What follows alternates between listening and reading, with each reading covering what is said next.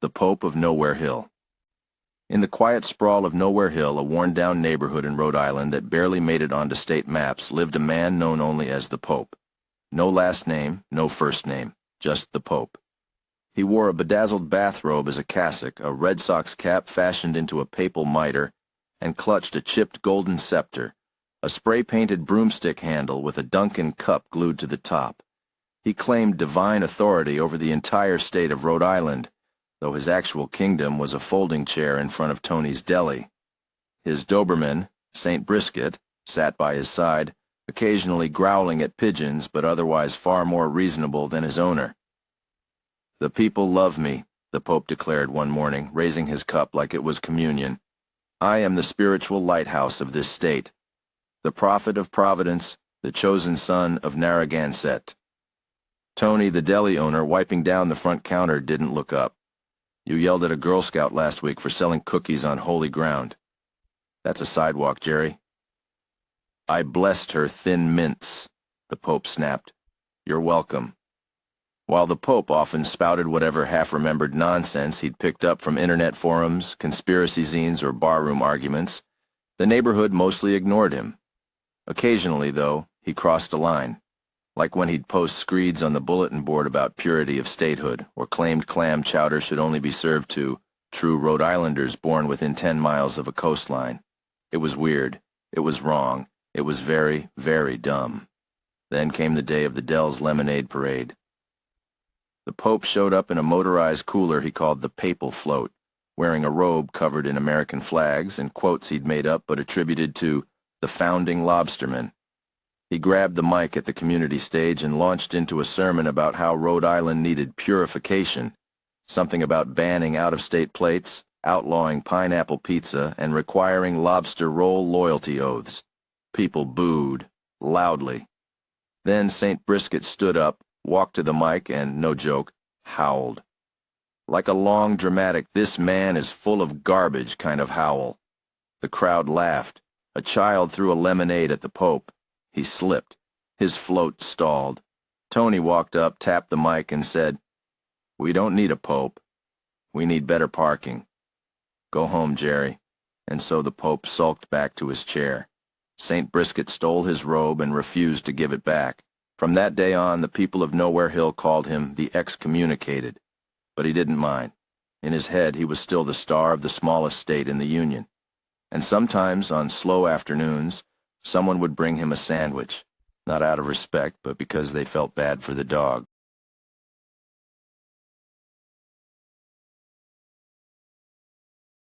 Since being publicly humiliated at the Dells Lemonade Parade, the Pope of Rhode Island, real name, Jerry P. Borsellino, former HVAC apprentice, had entered what he called spiritual exile. In reality, it meant he stopped showing up to Tony's deli for a week, barricading himself in his backyard shed where he fashioned a holy office out of milk crates and a space heater. St. Brisket, his Doberman, was less interested in the exile and more focused on chewing through Jerry's new papal sandals, made from discarded pizza boxes. But Jerry had a plan. "This state needs reform. They need my return. They need vision," he muttered as he spray-painted a lawn chair gold. "I shall bring the sacred rebranding."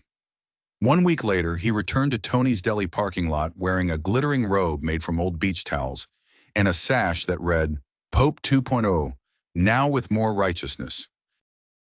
He handed out flyers with slogans like, "Ban massholes from Route 95, one true chowder, all hail the blessed Duncan."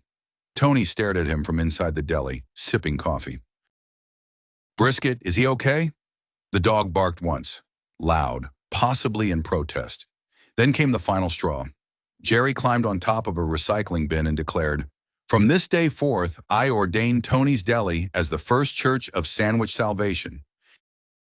Tony opened the door. "Nope, we're not doing that. I am your spiritual sandwich guide. You tried to charge tourists $5 for touching a meatball sub last time."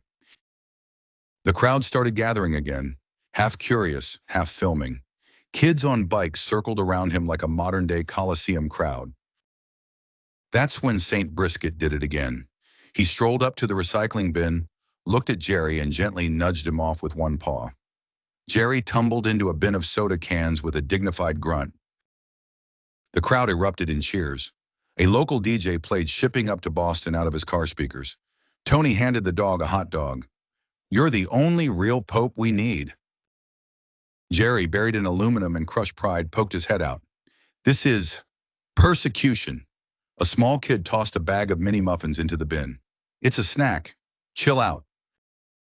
And just like that, the Pope was deposed again by a dog, a deli, and a community with no time for nonsense. But don't worry, Jerry's planning something for Halloween. He says it involves lobster claws, a fog machine, and the resurrection of true Rhode Island holiness.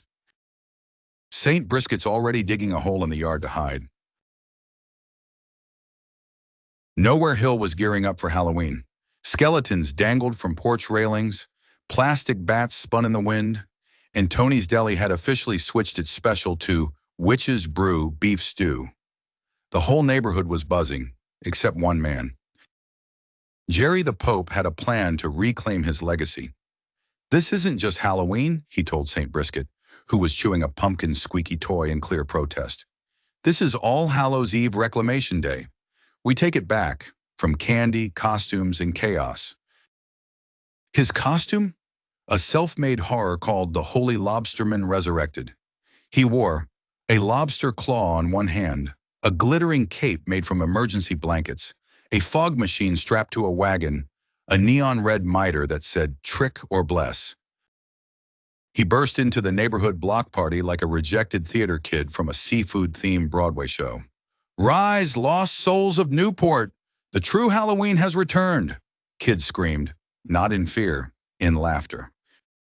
One kid whispered, "Why's Santa dressed like seafood?" Tony walked over with a bowl of candy. "Jerry, what are you doing?" "I come bearing truth, Tony. These children celebrate darkness, but I bring the light of crustacean holiness." You glued googly eyes to oven mitts. "They are sacred claws." Then with dramatic flair, Jerry pressed a button. The fog machine sputtered, popped, and exploded into a weak stream of lukewarm mist and one sad spark.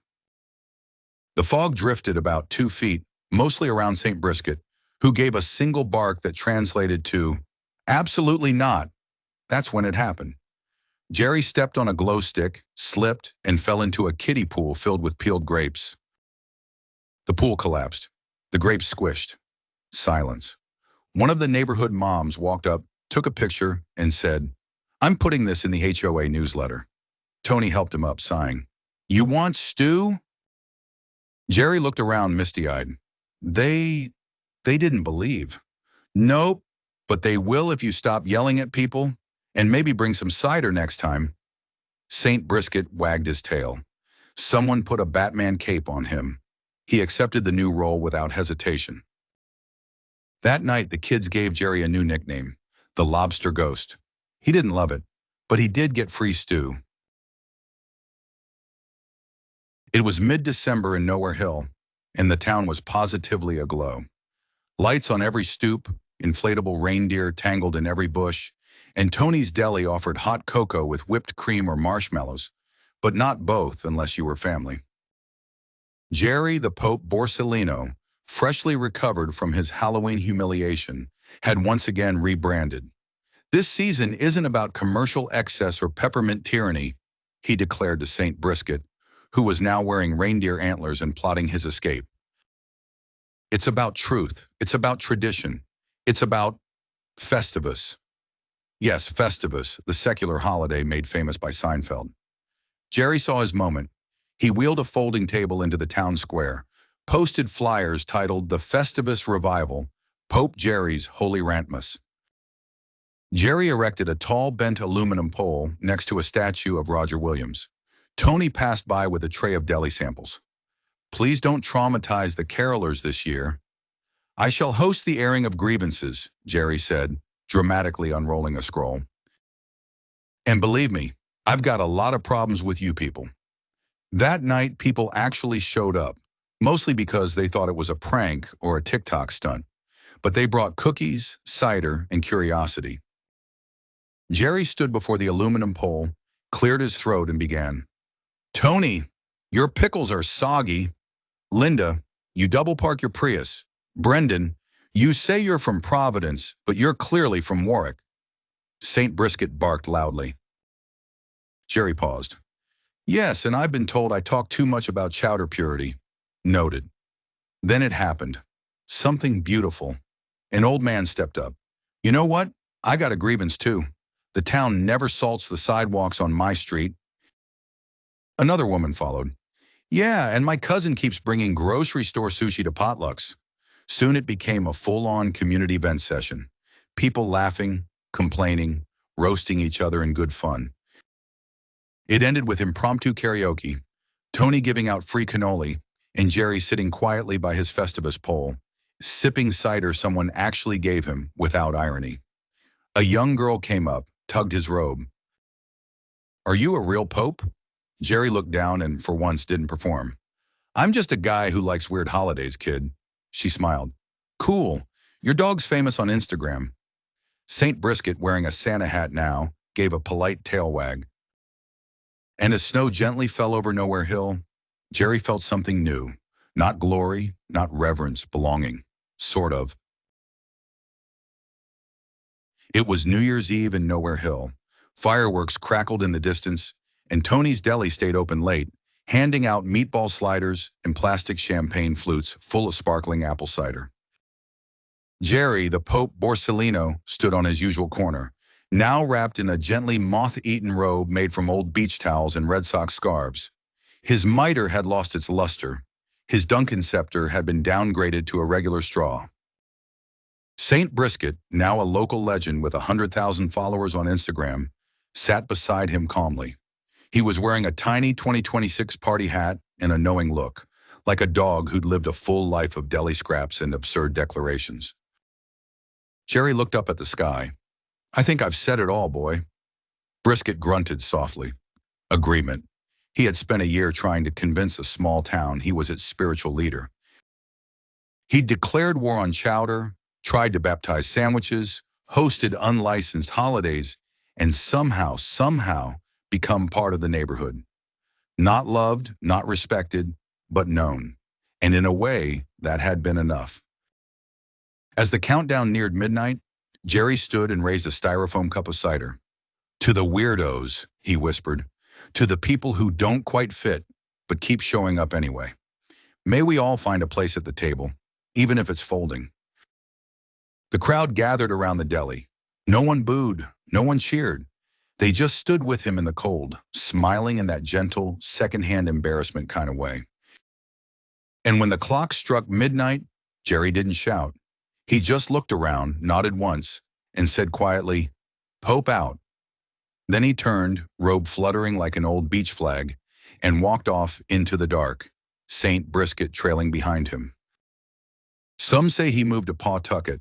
Others think he retired to a lobster boat and writes clam poetry under a fake name. But every now and then, on a foggy Sunday morning, someone finds a glittery flyer stuck to a lamppost. The return is nigh. Prepare the chowder. Long live the Pope. And they just smile, shake their head, and say, Jerry. To hear more stories like this, be sure to like and subscribe. Thanks for tuning in.